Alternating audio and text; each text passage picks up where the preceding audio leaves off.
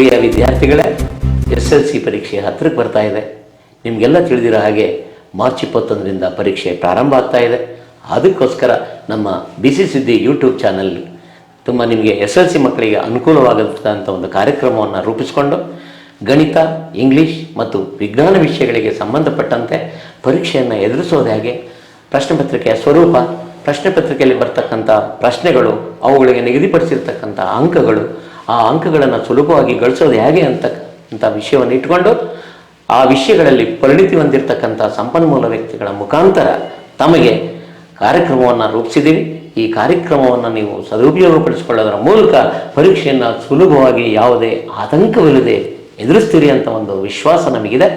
ಇವತ್ತು ನಮ್ಮ ವಾಹಿನಿಯಲ್ಲಿ ರಸಾಯನಶಾಸ್ತ್ರಕ್ಕೆ ಸಂಬಂಧಪಟ್ಟಿರ್ತಕ್ಕಂಥ ವಿಷಯವನ್ನು ನಿಮಗೆ ತಿಳಿಸೋದಕ್ಕೆ ಸಂಪನ್ಮೂಲ ವ್ಯಕ್ತಿಗಳಾಗಿರ್ತಕ್ಕಂಥ ಶ್ರೀಯುತ ಹಾಲೇಶ್ ಸರ್ ಅವರು ಇದ್ದಾರೆ.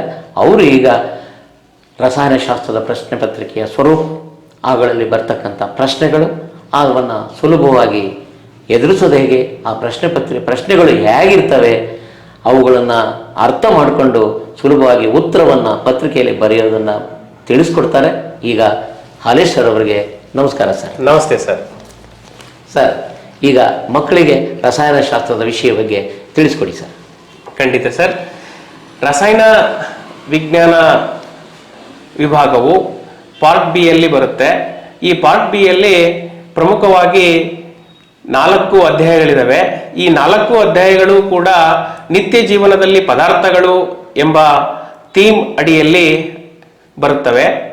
ಈ ಒಂದು 4 ಅಧ್ಯಾಯಗಳಿಗೆ ನಿಗದಿಪಡಿಸಿರ್ತಕ್ಕಂತಹ ಅಂಕಗಳು 25. ಈ 25 ಅಂಕಗಳನ್ನು ಒಳಗೊಂಡಿರ್ತಕ್ಕಂತಹ 4 ಅಧ್ಯಾಯಗಳಿಗೆ ಪ್ರತ್ಯೇಕವಾಗಿ ವಿಭಜಿಸಿರುವುದಿಲ್ಲ. ಆದರೆ ಥೀಮ್ ಬೇಸನ ಪರಿಕಲ್ಪನೆಗಳ ಆಧಾರದ ಮೇಲೆ ಪ್ರತಿ ಅಧ್ಯಾಯದಲ್ಲಿಯೂ ಕೂಡ ಪ್ರಶ್ನೆಗಳನ್ನು ಕೇಳಲಾಗುತ್ತೆ.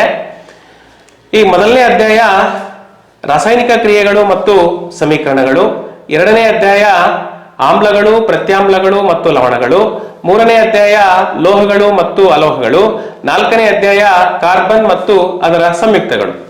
ಈ ಒಂದು ಸಂಚಿಕೆಯಲ್ಲಿ ನಾನು ಮೊದಲೆರಡು ಅಧ್ಯಾಯಗಳಾಗಿರುವ ರಾಸಾಯನಿಕ ಕ್ರಿಯೆಗಳು ಮತ್ತು ಸಮೀಕರಣಗಳು ಮತ್ತು ಆಮ್ಲಗಳು, ಪ್ರತ್ಯಾಮ್ಲಗಳು ಮತ್ತು ಲವಣಗಳು ಎಂಬ 2 ಅಧ್ಯಾಯಗಳ ಬಗ್ಗೆ ನಾವೀಗ ಚರ್ಚಿಸೋಣ.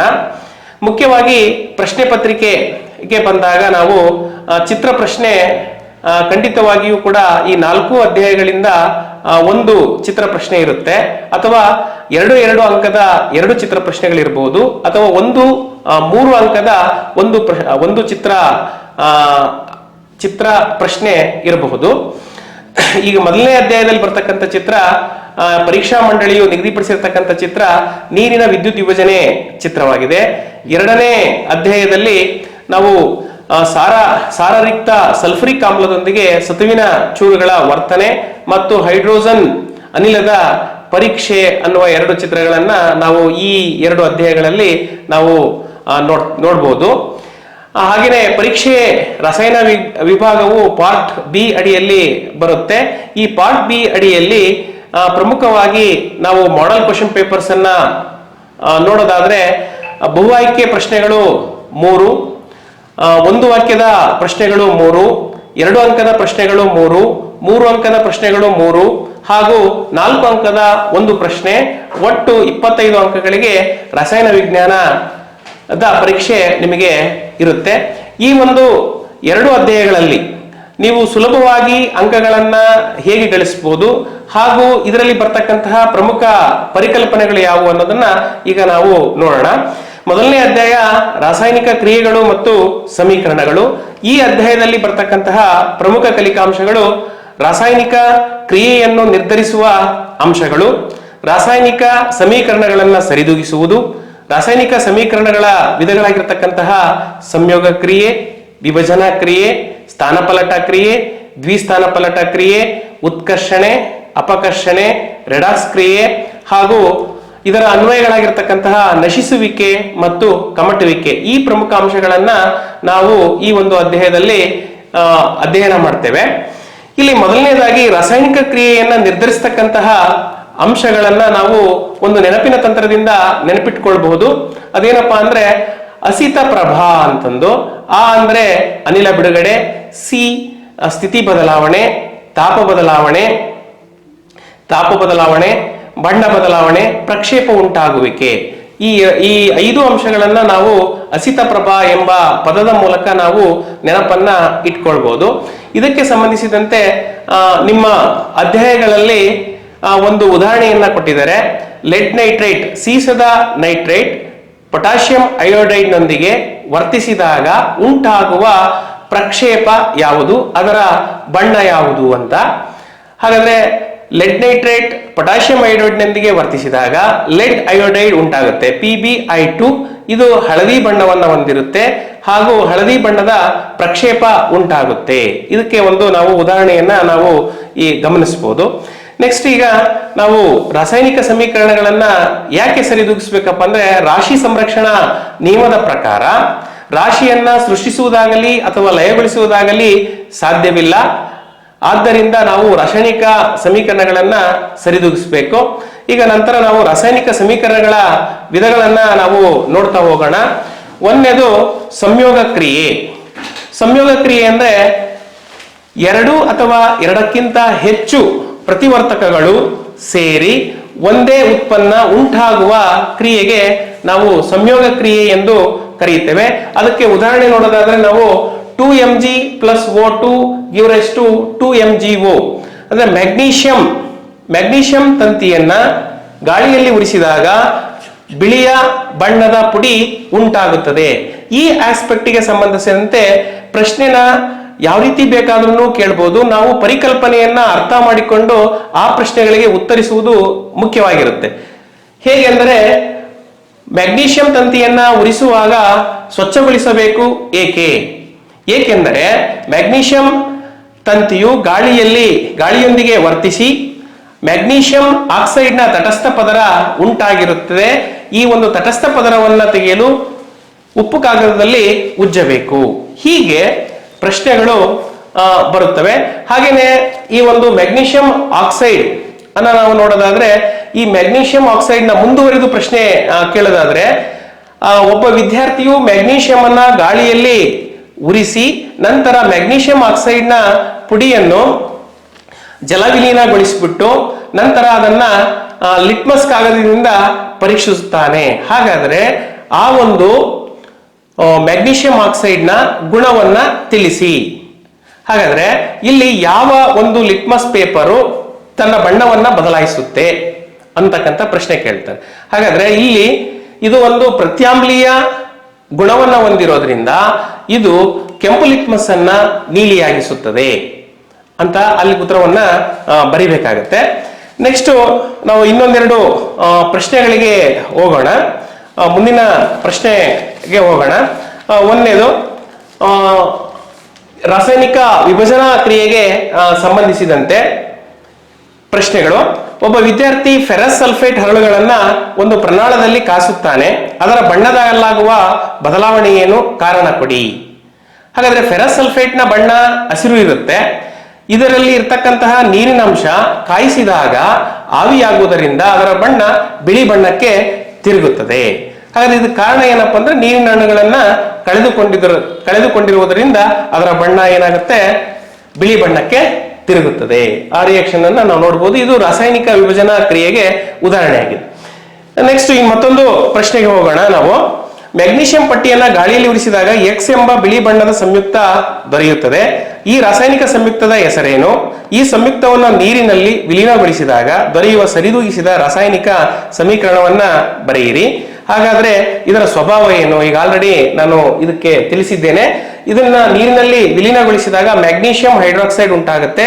ಈ ಮ್ಯಾಗ್ನೀಷಿಯಂ ಹೈಡ್ರಾಕ್ಸೈಡ್ ನ ಗುಣ ಪ್ರತ್ಯಾಮ್ಲೀಯ ಗುಣವನ್ನ ಹೊಂದಿರುತ್ತೆ. ನೆಕ್ಸ್ಟ್ ಮುಂದೆ ಹೋಗೋಣ. ಸ್ವಲ್ಪ ಸುಟ್ಟ ಸುಣ್ಣವನ್ನ ನೀರಿರುವ ಬೀಕರ್ಗೆ ಹಾಕಲಾಗಿದೆ. ಈ ರಾಸಾಯನಿಕ ಕ್ರಿಯೆಯ ವಿಧ, ಅದರ ವ್ಯಾಖ್ಯೆಯನ್ನ ಬರೆಯಿರಿ. ಈ ಕ್ರಿಯೆಯ ಸರಿದೂಗಿಸಿದ ರಾಸಾಯನಿಕ ಸಮೀಕರಣ ಬರೆಯಿರಿ. ಈ ಕ್ರಿಯೆಯ ವೀಕ್ಷಣೆಯಲ್ಲಿ ಗಮನಿಸಿದ 2 ಅಂಶಗಳನ್ನ ಪಟ್ಟಿ ಮಾಡಿ. ಹಾಗಾದ್ರೆ ಸುಟ್ಟ ಸುಣ್ಣವನ್ನ ನೀರಿರುವ ಬೀಕರ್ಗೆ ಹಾಕಿದಾಗ ಆ ಬೀಕರು ಏನಾಗುತ್ತೆ, ಬಿಸಿ ಆಗುತ್ತೆ. ಯಾಕೆಂದರೆ ಇದೊಂದು ಬಹಿರುಷ್ಣಕ ಕ್ರಿಯೆ ಆಗಿದೆ. ಈಗ ಸರಿದೂಗಿಸಿದ ಸಮೀಕರಣವನ್ನ ನಾವು ಬರಿಬೇಕು ಅಂದ್ರೆ CaO plus H2O give rise to CaOH twice, ಅಂದ್ರೆ ಕ್ಯಾಲ್ಸಿಯಂ ಹೈಡ್ರಾಕ್ಸೈಡ್ ಅರಳಿದ ಸುಣ್ಣ ಉಂಟಾಗುತ್ತದೆ. ಮತ್ತೊಂದು ಇಲ್ಲಿ ಮತ್ತೆ ಮುಂದೆ ಪ್ರಶ್ನೆ ಕೇಳಿದರೆ, ಈ ಕ್ರಿಯೆಯ ವಿಧ ಸಂಯೋಗ ಕ್ರಿಯೆ, ಅಂದ್ರೆ ಎರಡು ಪ್ರತಿವರ್ತಕಗಳು ಸೇರಿ ಒಂದೇ ಉತ್ಪನ್ನ ಉಂಟಾಗಿರುವುದರಿಂದ ಇದೊಂದು ಸಂಯೋಗ ಕ್ರಿಯೆ ಆಗಿದೆ. ಆದ್ದರಿಂದ ಇದು ಸಂಯೋಗ ಕ್ರಿಯೆ. ನೆಕ್ಸ್ಟ್ ಇದರ ವೀಕ್ಷಣೆಗಳನ್ನ ಬರೆಯಿರಿ ಅಂತ ಕೇಳಿದರೆ, ಇದು ಬೀಕರ್ ಬಿಸಿ ಆಗುತ್ತದೆ, ಇದೊಂದು ಬಹಿರುಷ್ಣಕ ಕ್ರಿಯೆಯಾಗಿದೆ, ಮತ್ತೆ ಬಿಳಿ ಆಗುತ್ತದೆ. ಮುಂದೆ ಪ್ರಶ್ನೆ ನೋಡೋಣ. ಇಲ್ಲಿ ಮುಂದೆ ನೀರಿನ ವಿದ್ಯುತ್ ವಿಭಜನೆ ಕ್ರಿಯೆ ಬರುತ್ತೆ. ನೀರಿನ ವಿದ್ಯುತ್ ವಿಭಜನೆಯ ಚಿತ್ರಕ್ಕೆ ಸಂಬಂಧಿಸಿದಂತೆ ಅನೇಕ ಪ್ರಶ್ನೆಗಳನ್ನ ಕೇಳಿದರೆ, ನೀರಿನ ವಿದ್ಯುತ್ ವಿಭಜನೆಯಲ್ಲಿ ಬಿಡುಗಡೆಯಾಗ್ತಕ್ಕಂತಹ ಎರಡು ಅನಿಲಗಳು ಯಾವುವು? ಹೈಡ್ರೋಜನ್ ಮತ್ತು ಆಕ್ಸಿಜನ್. ಒಂದು ಪ್ರನಾಳದಲ್ಲಿ ಇನ್ನೊಂದು ಪ್ರನಾಳಕ್ಕಿಂತ ಎರಡರಷ್ಟು ಅನಿಲ ಬಿಡುಗಡೆ ಆಗುತ್ತದೆ. ಯಾವ ಅನಿಲ ಎರಡರಷ್ಟು ಬಿಡುಗಡೆ ಆಗುತ್ತದೆ ಮತ್ತು ಏಕೆ? ಹೈಡ್ರೋಜನ್ ಅನಿಲ ಎರಡರಷ್ಟು ಬಿಡುಗಡೆ ಆಗುತ್ತದೆ. ಕಾರಣವೇನೆಂದರೆ, ನೀರಿನ ಒಂದು ಅಣುವು ಎರಡು ಹೈಡ್ರೋಜನಿನ ಪರಮಾಣುಗಳು ಮತ್ತು ಒಂದು ಆಕ್ಸಿಜನಿನ ಪರಮಾಣುವಿನಿಂದ ಮಾಡಲ್ಪಟ್ಟಿರುವುದರಿಂದ ಹೈಡ್ರೋಜನ್ ಅನಿಲವು ಆಕ್ಸಿಜನ್ಗಿಂತ ಎರಡರಷ್ಟು ಹೆಚ್ಚು ಬಿಡುಗಡೆ ಆಗುತ್ತದೆ. ಈ ಅನಿಲಗಳು ಯಾವ ಎಲೆಕ್ಟ್ರೋಡ್ಗಳಲ್ಲಿ ಬಿಡುಗಡೆ ಆಗುತ್ತವೆ? ಹೈಡ್ರೋಜನ್ ಅನಿಲವು ಕ್ಯಾಥೋಡ್ ನಲ್ಲಿ, ಆಕ್ಸಿಜನ್ ಅನಿಲವು ಆನೋಡ್ ನಲ್ಲಿ ಬಿಡುಗಡೆಯಾಗುತ್ತದೆ. ಈ ರೀತಿಯಾಗಿ ವಿಧ ವಿಧವಾಗಿರ್ತಕ್ಕಂತಹ ಪರಿಕಲ್ಪನೆಗೆ ಅನುಗುಣವಾಗಿ ಪ್ರಶ್ನೆಗಳನ್ನ ಕೇಳಲಾಗುತ್ತದೆ. ನಾವು ಮುಂದಿನ ಒಂದು ಪ್ರಶ್ನೆಗೆ ಹೋಗೋಣ. ಬೇರಿಯಂ ಕ್ಲೋರೈಡ್ ಅಂದ್ರೆ ರಾಸಾಯನಿಕ ದ್ವಿಸ್ಥಾನ ಪಲ್ಲಟಕ್ಕೆ ಸಂಬಂಧಿಸಿದಂತಹ ಒಂದು ಉದಾಹರಣೆಯನ್ನ ನೋಡೋಣ. ಬೇರಿಯಂ ಕ್ಲೋರೈಡ್ ದ್ರಾವಣವು ಅಲ್ಯೂಮಿನಿಯಂ ಸಲ್ಫೇಟ್ ದ್ರಾವಣದೊಂದಿಗೆ ವರ್ತಿಸುವ ಕ್ರಿಯೆಯು ಯಾವ ವಿಧದ ರಾಸಾಯನಿಕ ಕ್ರಿಯೆಯಾಗಿದೆ? ಈ ಕ್ರಿಯೆಗೆ ಸರಿಯಾದ ರಾಸಾಯನಿಕ ಸಮೀಕರಣವನ್ನ ಬರೆಯಿರಿ. ಈಗ barium chloride 3BaCl2 plus Al2SO4 thrice give rise to BaSO4 plus aluminium chloride AlCl3. ಈ ಒಂದು ಸಮೀಕರಣವನ್ನ ನಾವು ಸಂಪೂರ್ಣವಾಗಿ ಅವುಗಳನ್ನ ಸರಿದೂಗಿಸಿ ಬರಿಬೇಕು. ಅದರ ಜೊತೆಗೆ ಇಲ್ಲಿ ಮುಂದಿನ ಪ್ರಶ್ನೆ ಏನ್ ಕೇಳ್ತಾನೆ ಅಂದ್ರೆ, ಇಲ್ಲಿ ಪ್ರಕ್ಷೇಪದ ಬಣ್ಣ ಯಾವುದು? ಪ್ರಕ್ಷೇಪದ ಬಣ್ಣ ಬಿಳಿಯ ಬಣ್ಣ. ಈ ಪ್ರಕ್ಷೇಪದ ಹೆಸರೇನು? ಬೇರಿಯಂ ಸಲ್ಫೇಟ್ BaSO4 ಆಗಿರುತ್ತೆ. ಹಾಗೇನೆ ಮುಂದಿನ ಪ್ರಶ್ನೆಗೆ ಹೋದಾಗ ನಾವು ಇನ್ನೊಂದು ವಿಭಜನಾ ಕ್ರಿಯೆಗೆ ಇನ್ನೊಂದು ಉದಾಹರಣೆಯನ್ನ ನೋಡೋಣ. ಸೀಸದ ನೈಟ್ರೇಟ್ ಅನ್ನ ಕುದಿಗೊಳವೆಯಲ್ಲಿ ಕಾಯಿಸಿದಾಗ ಉಂಟಾಗುವ ರಾಸಾಯನಿಕ ಕ್ರಿಯೆಯ ಹೆಸರೇನು? ಅದನ್ನ ವ್ಯಾಖ್ಯಾನಿಸಿ. ಅಂದ್ರೆ ಸೀಸದ ನೈಟ್ರೇಟ್ ಅನ್ನ ಕಾಯಿಸಿದಾಗ ಅದು ವಿಭಜನೆ ಆಗುತ್ತೆ. ಆದ್ದರಿಂದ ಇಲ್ಲಿ ಒಂದು ಪ್ರತಿವರ್ತಕವು ಎರಡಕ್ಕಿಂತ ಹೆಚ್ಚು ಉತ್ಪನ್ನಗಳಾಗಿ ವಿಭಜನೆ ಆಗೋದ್ರಿಂದ ಇದೊಂದು ವಿಭಜನಾ ಕ್ರಿಯೆಯಾಗಿದೆ. ಇಲ್ಲಿ ಉಷ್ಣವನ್ನ ನಾವು ಕೊಡೋದ್ರಿಂದ ಇದೊಂದು ಅಂತರುಷ್ಣಕ ಕ್ರಿಯೆನೂ ಕೂಡ ಆಗಿದೆ. ನೆಕ್ಸ್ಟ್, ಬಿಡುಗಡೆಯಾದ ಬಣ್ಣದ ಅನಿಲ ಮತ್ತು ಅದರ ಅಣುಸೂತ್ರ ಬರೆಯೇ. ಇಲ್ಲಿ ಎರಡು ಅನಿಲಗಳು ಪ್ರಮುಖವಾಗಿ ಬಿಡುಗಡೆ ಆಗ್ತವೆ. ಒಂದು ಬಣ್ಣದ ಅನಿಲ ನೈಟ್ರೋಜನ್ ಡೈಆಕ್ಸೈಡ್, ಇದರ ಬಣ್ಣ ಕಂದು ಬಣ್ಣ ಆಗಿರುತ್ತೆ. ಇನ್ನೊಂದು ಬಣ್ಣವಿಲ್ಲದ ಅನಿಲ ಬಿಡುಗಡೆ ಆಗುತ್ತೆ, ಅದು ಆಕ್ಸಿಜನ್ ಬಿಡುಗಡೆ ಆಗುತ್ತೆ. ಇದರ ಸರಿದೂಗಿಸಿದ ಸಮೀಕರಣವನ್ನ ಬರೆಯಿರಿ. ಇಲ್ಲಿ ಸರಿದೂಗಿಸಿದ ಸಮೀಕರಣ ಇದೆ. 2PbNO3 twice give rise to 2PbPbO plus 4NO2 plus O2 ಆಗಿದೆ. ಈ ರಾಸಾಯನಿಕ ಕ್ರಿಯೆಯಲ್ಲಿ ವೀಕ್ಷಿಸುವ ಬದಲಾವಣೆಗಳೇನು? ಏನೇನು ಬದಲಾವಣೆಗಳಾಗ್ತವೆ? ಇಲ್ಲಿ ಒಂದು ಬಣ್ಣ ಉಂಟಾಗ್ತಕ್ಕಂಥ ಒಂದು ಅನಿಲ ಬಿಡುಗಡೆಯಾಗಿದೆ ಅಂತ ನಾವು ಗಮನಿಸಬಹುದು. ಇದೊಂದು ಅಂತರುಷ್ಣಕ ಕ್ರಿಯೆಯಾಗಿದೆ ಅಂತ ಗಮನಿಸಬಹುದು. ಆಮೇಲೆ ಇದೊಂದು ವಿಭಜನಾ ಕ್ರಿಯೆಯಾಗಿದೆ ಅನ್ನೋದನ್ನ ನಾವಿಲ್ಲಿ ಗಮನಿಸಬಹುದು. ನೆಕ್ಸ್ಟ್ ಮುಂದಿನ ಕ್ರಿಯೆಗೆ ಹೋಗೋಣ. ನಾವು ಸ್ಥಾನಪಲ್ಲಟ ಕ್ರಿಯೆ. ಇದಕ್ಕೆ ಒಂದು ಉದಾಹರಣೆ ನೋಡ್ತಾ ಹೋಗೋಣ. ಸಾಕ್ಷಿ ಎಂಬ ವಿದ್ಯಾರ್ಥಿನಿಯು ಕಬ್ಬಿಣದ ಮೊಳೆಗಳನ್ನ zinc sulphate, copper sulphate, ferrous sulphate ಮತ್ತು ಅಲ್ಯೂಮಿನಿಯಂ ಸಲ್ಫೇಟ್ ದ್ರಾವಣಗಳಿರುವ A, B, C ಮತ್ತು D ಪ್ರನಾಳಗಳಿಗೆ ಹಾಕುತ್ತಾಳೆ. ಹಾಗಾದ್ರೆ ಯಾವ ಪ್ರನಾಳಗಳಲ್ಲಿ ರಾಸಾಯನಿಕ ಕ್ರಿಯೆ ನಡೆಯುತ್ತೆ ಅನ್ನೋ ಪ್ರಶ್ನೆ ಕೇಳಿದರೆ, ಇಲ್ಲಿ ABCD ಅಂತ ಲೇಬಲ್ ಮಾಡಿದರೆ, ಇಲ್ಲಿ ಸಾಮಾನ್ಯವಾಗಿ ನಾವು ಮೊದಲನೇದಾಗಿ ಸ್ಥಾನಪಲ್ಲಟ ಕ್ರಿಯೆ ಎಂದರೇನು ಅನ್ನೋ ಅಂಶವನ್ನ ನಾವು ಪರಿಗಣನೆಗೆ ತೆಗೆದುಕೊಳ್ಬೇಕು. ಸ್ಥಾನಪಲ್ಲಟ ಕ್ರಿಯೆ ಅಂದ್ರೆ ಹೆಚ್ಚು ಕ್ರಿಯಾಶೀಲ ಧಾತುವು ಕಡಿಮೆ ಕ್ರಿಯಾಶೀಲ ಧಾತುವಿನ ಲವಣ ದ್ರಾವಣದಿಂದ ಅದನ್ನ ಸ್ಥಾನಪಲ್ಲಟಗೊಳಿಸ್ತಕ್ಕಂಥ ಕ್ರಿಯೆಗೆ ಏನಂತ ಕರಿತೀವಿ ನಾವು? ಸ್ಥಾನಪಲ್ಲಟ ಕ್ರಿಯೆ ಅಂತ ಕರಿತೀವಿ. ಹಾಗಾದ್ರೆ ಇಲ್ಲಿ ಕಬ್ಬಿಣದ ಮೊಳೆಯನ್ನ ಇಟ್ಟಿದ್ದಾಳೆ. ಕಬ್ಬಿಣದ ಮೊಳೆಯನ್ನ ಯಾವ್ಯಾವ್ದ್ರಲ್ಲಿ ಇಟ್ಟಿದ್ದಾಳೆ? Zinc sulphate, copper sulphate, ferrous sulphate, aluminium ಸಲ್ಫೇಟ್ಗಳಲ್ಲಿ ಇಟ್ಟಿದ್ದಾಳೆ. ಹಾಗಾದ್ರೆ ಕಬ್ಬಿಣಕ್ಕಿಂತ ಹೆಚ್ಚು ಕ್ರಿಯಾಶೀಲವಾಗಿರ್ತಕ್ಕಂತಹ ಧಾತುಗಳು ಯಾವುವು ಅಂತ ನಾವಿಲ್ಲಿ ನೋಡ್ಬೇಕು. ಒಂದೇದು ಜಿಂಕ್, ಇದು ಹೆಚ್ಚು ಕ್ರಿಯಾಶೀಲ ಕಬ್ಬಿಣಕ್ಕಿಂತ. ಹಾಗೇನೆ ಇನ್ನೊಂದು ಅಲ್ಯೂಮಿನಿಯಂ. ಹಾಗಾದ್ರೆ ಈ ಎರಡೂ ದ್ರಾವಣಗಳಲ್ಲಿ ರಾಸಾಯನಿಕ ಕ್ರಿಯೆ ನಡೆಯುತ್ತೆ. ಹಾಗಾದ್ರೆ ಇವೆರಡಕ್ಕೂ ಕೊಟ್ಟಿರ್ತಕ್ಕಂಥ ಲೇಬಲ್ ಎ ಮತ್ತೆ ಡಿ, ಈ ಎರಡೂ ದ್ರಾವಣಗಳಲ್ಲಿ ರಾಸಾಯನಿಕ ಕ್ರಿಯೆ ನಡೆಯುತ್ತೆ. ಮುಂದಿನ ಪ್ರಶ್ನೆ ಕೇಳಿದರೆ ಅವರು, ಬಿ ಪ್ರಮಾಣದಲ್ಲಿ ನಡೆಯುವ ರಾಸಾಯನಿಕ ಕ್ರಿಯೆಯ ವಿಧ ಬರೆಯಿರಿ. ಯಾವುದು ವಿಧ? ಹಾಗಾದ್ರೆ ಸ್ಥಾನಪಲ್ಲಟ ಕ್ರಿಯೆ. Fe plus CuSO4 give rise to FeSO4 plus Cu. Next ಮುಂದಿನ ಪ್ರಶ್ನೆ ಕೇಳಿದರೆ, ಈ ರಾಸಾಯನಿಕ ಕ್ರಿಯೆಯ ವಿಧ ಯಾವುದು ಮತ್ತು ವ್ಯಾಖ್ಯಾನಿಸಿ. ಇದು ಸ್ಥಾನಪಲ್ಲಟ ಕ್ರಿಯೆ, ಅದಕ್ಕೆ ಡೆಫಿನೇಷನ್ ಆಗ್ಲೇ ಹೇಳಿದ್ದೀನಿ, ಆ ರೀತಿ ಬರೀಬೇಕು. ನೆಕ್ಸ್ಟ್ ನಾವು ದ್ವಿಸ್ಥಾನಪಲ್ಲಟ ಕ್ರಿಯೆಗೆ ಇನ್ನೊಂದು ಉದಾಹರಣೆಯನ್ನ ನೋಡ್ತಾ ಹೋಗೋಣ. ಕೀರ್ತಿಯು ಸೀಸದ ನೈಟ್ರೇಟ್ ದ್ರಾವಣಕ್ಕೆ ಪೊಟ್ಯಾಷಿಯಂ ಅಯೋಡೈಡ್ ದ್ರಾವಣವನ್ನ ಸೇರಿಸುತ್ತಾಳೆ. ಈ ಕ್ರಿಯೆಯಲ್ಲಿ ಉಂಟಾಗುವ ಪ್ರಕ್ಷೇಪದ ಬಣ್ಣ ಯಾವುದು ಹಾಗೂ ಅದರ ಸಂಯುಕ್ತದ ಹೆಸರೇನು? ಈಗ ಆಲ್ರೆಡಿ ಇದನ್ನ ಹೇಳಿದೆ ನಾನು. ಈ ಕ್ರಿಯೆಯಲ್ಲಿ ಉಂಟಾಗುವ ಪ್ರಕ್ಷೇಪದ ಬಣ್ಣ ಹಳದಿ. ಈ ಸಂಯುಕ್ತದ ಹೆಸರು PbI2, ಲೆಡ್ ಅಯೋಡೈಡ್ ಉಂಟಾಗುತ್ತೆ. ಈ ಕ್ರಿಯೆಯನ್ನ ದ್ವಿಸ್ಥಾನಪಲ್ಲಟ ಕ್ರಿಯೆ ಎಂದು ಕರೆಯಬಹುದೇ ಅನ್ನೋ ಮುಂದಿನ ಪ್ರಶ್ನೆ ಕೇಳಿದ್ದಾನೆ. ಹೌದು. ಏಕೆಂದರೆ ಈ ರಾಸಾಯನಿಕ ಕ್ರಿಯೆಯಲ್ಲಿ ಪ್ರತಿವರ್ತಕಗಳು ಪರಸ್ಪರ ಅಯಾನುಗಳನ್ನ ವಿನಿಮಯ ಮಾಡಿಕೊಂಡು ಹೊಸ ಉತ್ಪನ್ನಗಳು ಉಂಟಾಗಿದ್ದಾವೆ. ಆದ್ದರಿಂದ ಈ ರಾಸಾಯನಿಕ ಕ್ರಿಯೆಯನ್ನ ದ್ವಿಸ್ಥಾನಪಲ್ಲಟ ಕ್ರಿಯೆ ಎಂದು ಕರಿತೇವೆ. ನೆಕ್ಸ್ಟ್ ಮುಂದೆ ಹೋಗೋಣ ನಾವು. ರೆಡಾಕ್ಸ್ ಕ್ರಿಯೆ, ಉತ್ಕರ್ಷಣೆ ಮತ್ತು ಅಪಕರ್ಷಣೆ. ಈ ಕೆಳಗಿನ ರಾಸಾಯನಿಕ ಕ್ರಿಯೆಗಳಲ್ಲಿ ಅಪಕರ್ಷಿಸಲ್ಪಟ್ಟ ಮತ್ತು ಉತ್ಕರ್ಷಿಸಲ್ಪಟ್ಟ ಸಂಯುಕ್ತಗಳನ್ನ ಹೆಸರಿಸಿ. ಒಂದು ರಿಯಾಕ್ಷನ್ ನೋಡೋಣ ನಾವು. Fe2O3 plus 3CO give rise to 2Fe plus 3CO2. ಇವುಗಳಲ್ಲಿ ಅಪಕರ್ಷಿಸಲ್ಪಟ್ಟ ವಸ್ತು ಯಾವುದು ಅಂದ್ರೆ ಯಾವ ಒಂದು ವಸ್ತು ಆಕ್ಸಿಜನ್ ಅನ್ನ ಕಳೆದುಕೊಳ್ಳುತ್ತೆ ಅಥವಾ ಹೈಡ್ರೋಜನ್ ಅನ್ನ ಪಡೆದುಕೊಳ್ಳುತ್ತೆ, ಅದು ಅಪಕರ್ಷಣೆಗೆ ಒಳಗಾಗಿರುತ್ತೆ. ಹಾಗಾದ್ರೆ ಈ ರಾಸಾಯನಿಕ ಕ್ರಿಯೆಯಲ್ಲಿ Fe2O3 ಆಕ್ಸಿಜನ್ ಅನ್ನ ಕಳೆದುಕೊಂಡು Fe ಆಗಿದೆ, ಆದ್ದರಿಂದ ಇದು ಅಪಕರ್ಷಿಸಲ್ಪಟ್ಟಿದೆ. ಇನ್ನೊಂದು ಉತ್ಕರ್ಷಿಸಲ್ಪಟ್ಟ ವಸ್ತು ಯಾವುದು? ಯಾವ ಒಂದು ವಸ್ತುವು ಆಕ್ಸಿಜನ್ ಅನ್ನ ಪಡೆದುಕೊಳ್ಳುತ್ತೆ ಅಥವಾ ಹೈಡ್ರೋಜನ್ ಅನ್ನ ಕಳೆದುಕೊಳ್ಳುತ್ತೆ, ಅದು ಉತ್ಕರ್ಷಿಸಲ್ಪಟ್ಟ ವಸ್ತು ಆಗಿದೆ. ಇಲ್ಲಿ carbon dioxide carbon monoxide oxygen ಅನ್ನ ಪಡೆದುಕೊಂಡು ಕಾರ್ಬನ್ ಡೈಆಕ್ಸೈಡ್ ಆಗಿದೆ.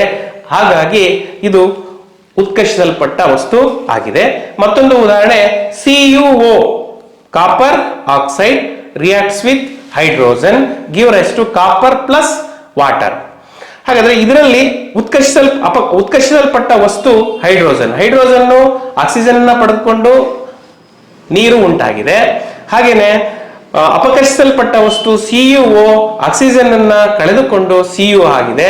ಹಾಗಾದ್ರೆ CuO ಅಪಕರ್ಷಿಸಲ್ಪಟ್ಟ ವಸ್ತು, ಹೈಡ್ರೋಜನ್ ಉತ್ಕರ್ಷಿಸಲ್ಪಟ್ಟ ವಸ್ತು ಆಗಿದೆ. ಮತ್ತೊಂದು ಪ್ರಶ್ನೆ, ತಾಮ್ರದ ಪುಡಿಯನ್ನ ಕಾಯಿಸಿದಾಗ ಕೆಂಪು ಬಣ್ಣದ ಮೇಲ್ಮೈಯನ್ನು ಕಳೆದುಕೊಂಡು ಕಪ್ಪಾಗುತ್ತದೆ. ಹಾಗಾದ್ರೆ ಕಪ್ಪು ಬಣ್ಣದ ಪುಡಿಯ ಹೆಸರೇನು? ಹಾಗಾದ್ರೆ ತಾಮ್ರವು ಆಕ್ಸಿಜನ್ ಜೊತೆ ವರ್ತಿಸಿ ಕಾಪರ್ ಆಕ್ಸೈಡ್ ಉಂಟಾಗುತ್ತದೆ. ಹಾಗಾದ್ರೆ ಈ ಒಂದು ರಾಸಾಯನಿಕ ಕ್ರಿಯೆಯ ಸಮೀಕರಣವನ್ನ ಬರೆಯಿರಿ. 2Cu plus O2 give rise to 2CuO. ಹಾಗಾದ್ರೆ ಇದು ಎಂತಹ ರಾಸಾಯನಿಕ ಕ್ರಿಯೆಗೆ ಉದಾಹರಣೆ? ಉತ್ಕರ್ಷಣ ಕ್ರಿಯೆಗೆ ಇದು ಉದಾಹರಣೆ ಆಗಿದೆ. ನೆಕ್ಸ್ಟ್ ತದನಂತರ ರಿಡಾಕ್ಸ್ ಕ್ರಿಯೆಯ ಅನ್ವಯಗಳನ್ನ ನೋಡೋದಾದ್ರೆ, ಇಲ್ಲಿ ಸಂಕ್ಷಾರಣ ಮತ್ತು ಕಮಟುವಿಕೆ ಅಂತಕ್ಕಂಥ ಎರಡು ಪರಿಕಲ್ಪನೆಗಳು ಬರ್ತವೆ. ಬೆಳ್ಳಿಯ ಆಭರಣಗಳನ್ನ ಕೆಲವು ದಿನಗಳವರೆಗೆ ವಾತಾವರಣದಲ್ಲಿ ಮುಕ್ತವಾಗಿ ಇಡಲಾಗಿದೆ. ಇಟ್ಟಾಗ ಅವು ಕಪ್ಪಾಗುತ್ತೆ, ಅದರ ಬಣ್ಣ ಮಸುಕಾಗ್ತಾ ಇದೆ ಅನ್ನೋ ಒಂದು ಪ್ರಶ್ನೆ ಇದೆ. ಹಾಗಾದ್ರೆ ಕಪ್ಪಾಗಲು ಕಾರಣವಾದ ವಾತಾವರಣದ ಅಂಶ ಯಾವುದು? ಕಪ್ಪಾಗಲು ಕಾರಣವಾಗಿರ್ತಕ್ಕಂಥ ಬೆಳ್ಳಿ ಕಪ್ಪಾಗಲು ಕಾರಣವಾಗಿರತಕ್ಕಂಥ ಅಂಶ ಸಲ್ಫರು. ಈ ವಿದ್ಯಮಾನಕ್ಕೆ ಏನೆಂದು ಕರೆಯುತ್ತಾರೆ? ಸಂಕ್ಷಾರಣ ಎಂದು ಕರೆಯುತ್ತಾರೆ. ಕಪ್ಪಾದ ಸಂಯುಕ್ತದ ಹೆಸರು ಮತ್ತು ರಾಸಾಯನಿಕ ಸೂತ್ರವನ್ನ ಬರೆಯಿರಿ. ಕಪ್ಪಾದ ಸಂಯುಕ್ತದ ಹೆಸರು ಬೆಳ್ಳಿಯ ಸಲ್ಫೈಡ್, ಅದರ ಸೂತ್ರ Ag2S. ಇನ್ನು ನಾವು ಕಮ್ಮಟುವಿಕೆಗೆ ಒಂದು ಉದಾಹರಣೆಯಾಗಿ ಒಂದು ಪ್ರಶ್ನೆಯನ್ನ ತೆಗೆದುಕೊಂಡಿದ್ದೇನೆ ಇಲ್ಲಿ. ಕೊಬ್ಬು ಮತ್ತು ಎಣ್ಣೆಯ ಆಹಾರ ಪದಾರ್ಥಗಳನ್ನ ಗಾಳಿ ಪ್ರವೇಶಿಸುವ ಸಂಗ್ರಾಹಕದಲ್ಲಿ ಸಂಗ್ರಹಿಸಿಡಲಾಗಿದೆ. ಹಾಗಾದ್ರೆ ಆಹಾರ ಪದಾರ್ಥಗಳ ಬಣ್ಣ ಮತ್ತು ವಾಸನೆಯಲ್ಲಿ ಬದಲಾವಣೆಯಾಗುತ್ತದೆಯೇ? ಏಕೆ? ಹೌದು, ಅವುಗಳ ಬಣ್ಣ ಮತ್ತು ವಾಸನೆಯಲ್ಲಿ ಬದಲಾವಣೆ ಆಗುತ್ತೆ. ಏಕೆಂದರೆ ಆ ಒಂದು ಆಹಾರ ಪದಾರ್ಥಗಳು ಆಕ್ಸಿಜನ್ ಜೊತೆ ವರ್ತಿಸಿ ಉತ್ಕರ್ಷಣೆಗೆ ಒಳಗಾಗಿ ತಮ್ಮ ಬಣ್ಣವನ್ನ ವಾಸನೆಯನ್ನ ಬದಲಾಯಿಸಿಕೊಳ್ತವೆ. ಆದ್ದರಿಂದ ಇದೊಂದು ಉತ್ಕರ್ಷಣಾ ಕ್ರಿಯೆ ಆಗಿದೆ. ಮತ್ತೆ ಮುಂದಿನ ಪ್ರಶ್ನೆ ಕೇಳಿದಾನೆ, ಈ ಕ್ರಿಯೆಗೆ ಏನೆಂದು ಕರೆಯುತ್ತಾರೆ? ಆಹಾರ ಪದಾರ್ಥಗಳು ಉತ್ಕರ್ಷಿಸಿ ಅವುಗಳ ಬಣ್ಣ ವಾಸನೆ ಬದಲಾಗುವ ರಾಸಾಯನಿಕ ಕ್ರಿಯೆಗೆ ಏನಂತ ಕರಿತೀವಿ? ಕಮಟುವಿಕೆ ಅಂತ ಕರಿತೀವಿ. ಇದನ್ನ ತಡೆಗಟ್ಟತಕ್ಕಂತಹ ಕ್ರಮಗಳನ್ನ ಪಟ್ಟಿ ಮಾಡಿ ಅಂತ ಕೇಳಿದಾನೆ. ಏನ್ ಮಾಡ್ಬೇಕು? ಇವುಗಳನ್ನ ಹೇಗೆ ತಡೆಗಟ್ಟಬೇಕು ಅಂತ. ಗಾಳಿಯಾಡದ ಸಂಗ್ರಾಹಕದಲ್ಲಿ ಸಂಗ್ರಹಿಸುವುದು, ನೈಟ್ರೋಜನ್ ಅನಿಲವನ್ನ ಹಾಯಿಸುವುದು, ತಂಪು ಕಾರಕಗಳಲ್ಲಿ ಸಂಗ್ರಹಿಸುವುದು, ಮತ್ತೆ ಉತ್ಕರ್ಷಣಾಕಾರಿಗಳನ್ನ ಬಳಸಿ ಆಹಾರ ಪದಾರ್ಥಗಳನ್ನ ತಯಾರಿಸುವುದು. ನೆಕ್ಸ್ಟ್ ಇದೇ ಪಾಠದಲ್ಲಿ ಇನ್ನೊಂದೆರಡು ಕಾನ್ಸೆಪ್ಟ್ಗಳು ಬರ್ತವೆ. ಅಂತರುಷ್ಣಕ ಮತ್ತು ಬಹಿರುಷ್ಣಕ ಕ್ರಿಯೆಗಳಿಗೆ ಸಂಬಂಧಿಸಿದಂತೆ ಇಲ್ಲಿ ಏನ್ ಮಾಡ್ಬೋದು ಅಂದ್ರೆ, ಅಂತರುಷ್ಣಕ ಈ ಕೆಳಗಿನ ರಾಸಾಯನಿಕ ಕ್ರಿಯೆಗಳಲ್ಲಿ ಅಂತರುಷ್ಣಕ ಕ್ರಿಯೆಗಳನ್ನ ಗುರುತಿಸಿ ಹೆಸರಿಸಿ ಅಂತ. ಈಗ ಉದಾಹರಣೆ ಕೊಟ್ಟಿದ್ದಾರೆ ಇಲ್ಲಿ. ಫೆರಸ್ ಸಲ್ಫೇಟ್ ನ ದಹನ, ಇದು ಯಾವ ಒಂದು ರಾಸಾಯನಿಕ ಕ್ರಿಯೆಗೆ ಬರುತ್ತೆ? ಫೆರಸ್ ಸಲ್ಫೇಟ್ ದಹನ ಆಗ್ಬೇಕಪ್ಪ ಅಂದ್ರೆ ಅಲ್ಲಿ ಉಷ್ಣವನ್ನ ಕೊಡಬೇಕು. ಇದೊಂದು ವಿಭಜನಾ ಕ್ರಿಯೆನೂ ಆಗಿದೆ, ಅದ್ರ ಜೊತೆಗೆ ಅಂತರುಷ್ಣಕ ಕ್ರಿಯೆನೂ ಕೂಡ ಆಗಿದೆ. ಸಲ್ಫುರಿಕ್ ಆಮ್ಲವನ್ನ ಸಾರರಿಕ್ತಗೊಳಿಸುವುದು. ಸಲ್ಫುರಿಕ್ ಆಮ್ಲವನ್ನ ಸಾರರಿಕ್ತಗೊಳಿಸುವಾಗ ಉಷ್ಣ ಬಿಡುಗಡೆ ಆಗತ್ತೆ, ಆದ್ದರಿಂದ ಇದೊಂದು ಬಹಿರುಷ್ಣಕ ಕ್ರಿಯೆಯಾಗಿದೆ. ಸೋಡಿಯಂ ಹೈಡ್ರಾಕ್ಸೈಡ್ ನ ವಿಲೀನ, ಇಲ್ಲಿನೂ ಕೂಡ ಉಷ್ಣ ಬಿಡುಗಡೆ ಆಗೋದ್ರಿಂದ ಈ ಕ್ರಿಯೆಯನ್ನು ಕೂಡ ಬಹಿರುಷ್ಣಕ ಕ್ರಿಯೆ ಅಂತ ಕರಿತೇವೆ. ಅಮೋನಿಯಂ ಕ್ಲೋರೈಡ್ ನ ವಿಲೀನ, ಅಮೋನಿಯಂ ಕ್ಲೋರೈಡ್ ನ ವಿಲೀನ ಮಾಡ್ತಕ್ಕಂಥ ಸಂದರ್ಭದಲ್ಲಿ ಅಲ್ಲಿ ಉಷ್ಣ ಹೀರಿಕೆಯಾಗುತ್ತೆ, ಆದ್ದರಿಂದ ಇದೊಂದು ಅಂತರುಷ್ಣಕ ಕ್ರಿಯೆಯಾಗಿದೆ. ಹೀಗೆ ಈ ಪಾಠದಲ್ಲಿ ಬರ್ತಕ್ಕಂತಹ ಪ್ರಮುಖ ಅಂಶಗಳನ್ನ ನಾವು ವಿವಿಧ ರೀತಿಯ ಅನ್ವಯಿಕ ಪ್ರಶ್ನೆಗಳಿಗೆ ಅನುಗುಣವಾಗಿ ನಾವು ಚರ್ಚಿಸಿದ್ದೇವೆ. ಇದಕ್ಕೆ ಸಂಬಂಧಿಸಿದಂತೆ ಇನ್ನೂ ಅನೇಕ ರೀತಿಯ ಪರಿಕಲ್ಪನೆಗೆ ಅನುಗುಣವಾಗಿ ಪ್ರಶ್ನೆಗಳನ್ನ ಕೇಳಬಹುದು. ಅದಕ್ಕೆ ನಿಮ್ಮ ಚರ್ಚೆಗಾಗಿ ಇನ್ನೊಂದಿಷ್ಟು ಪ್ರಶ್ನೆಗಳು, ಸುಲಭವಾಗಿರ್ತಕ್ಕಂಥ ಪ್ರಶ್ನೆಗಳನ್ನ ಹೇಳ್ತೇನೆ. ಇದಕ್ಕೆ ನೀವು ಉತ್ತರಗಳನ್ನ ಕಂಡುಕೊಂಡು ಇನ್ನೂ ಹೆಚ್ಚಿನ ಮನನ ಮಾಡಿಕೊಳ್ಳಿ. 1ನೇ ಪ್ರಶ್ನೆ, ಕಬ್ಬಿಣದ ಮೇಲೆ ಬಣ್ಣ ಲೇಪನ ಮಾಡಲು ಕಾರಣ ಏನು? ಚಿಪ್ಸ್ ಪಟ್ಟಣಗಳಲ್ಲಿ ಉತ್ಕರ್ಷಣೆ ತಡೆಗಟ್ಟಲು ಬಳಸುವ ಅನಿಲ ಯಾವುದು? ನೀರಿನೊಂದಿಗೆ ಕ್ಯಾಲ್ಸಿಯಂ ಆಕ್ಸೈಡ್ನ ವರ್ತನೆ ಸಂಯೋಗ ಕ್ರಿಯೆ ಎಂದು ರವಿ ವಾದಿಸಿದರೆ ಇದು ಬಹಿರುಷ್ಣಕವೆಂದು ರಘು ವಾದಿಸುತ್ತಾನೆ. ಯಾರ ವಾದ ಸರಿಯಾಗಿದೆ? ಸಮರ್ಥಿಸಿರಿ. ಮೇಘಾಳು ಮ್ಯಾಗ್ನೀಷಿಯಂ ತಂತಿ ಉರಿಸುವ ಮೊದಲು ಉಪ್ಪು ಕಾಗದದಿಂದ ಸ್ವಚ್ಛಗೊಳಿಸುತ್ತಾಳೆ. ಏಕೆ? ವಿಭಜನಾ ಕ್ರಿಯೆಯ ವಿಧಗಳಾವು? ಉದಾಹರಣೆಯನ್ನ ಕೊಡಿ. ನೀರಿನ ವಿದ್ಯುತ್ ವಿಭಜನೆಯಲ್ಲಿ ಒಂದು ಅನಿಲವು ಮತ್ತೊಂದು ಅನಿಲಕ್ಕಿಂತ 2ರಷ್ಟು ಸಂಗ್ರಹವಾಗುತ್ತದೆ. ಏಕೆ? ಆ ಅನಿಲಗಳು ಯಾವುವು? ಅದರ ಜೊತೆಗೆ ನೀವು ಮುಖ್ಯವಾಗಿ ಈ ಪಾಠದಲ್ಲಿ ರಾಸಾಯನಿಕ ಸಮೀಕರಣಗಳನ್ನ ಸರಿದೂಗಿಸ್ತಕ್ಕಂತಹ ಎಲ್ಲ ಸಮೀಕರಣಗಳನ್ನ ಬರೆದು ಪಟ್ಟಿ ಮಾಡಿಕೊಂಡು ಅಭ್ಯಾಸ ಮಾಡಿದರೆ ಖಂಡಿತವಾಗಿಯೂ ಈ ಒಂದು ಅಧ್ಯಾಯದಲ್ಲಿ ನಮ್ಮ ಮಾಡೆಲ್ ಕ್ವೆಶ್ಚನ್ ಪೇಪರ್ ಅಲ್ಲಿ 6 ಅಂಕಗಳಿಗೆ ಕೇಳಿದಾನೆ, 6 ಅಂಕಗಳನ್ನ ಗಳಿಸುವಲ್ಲಿ ಯಶಸ್ವಿ ಆಗ್ಬಹುದು ಅಂತ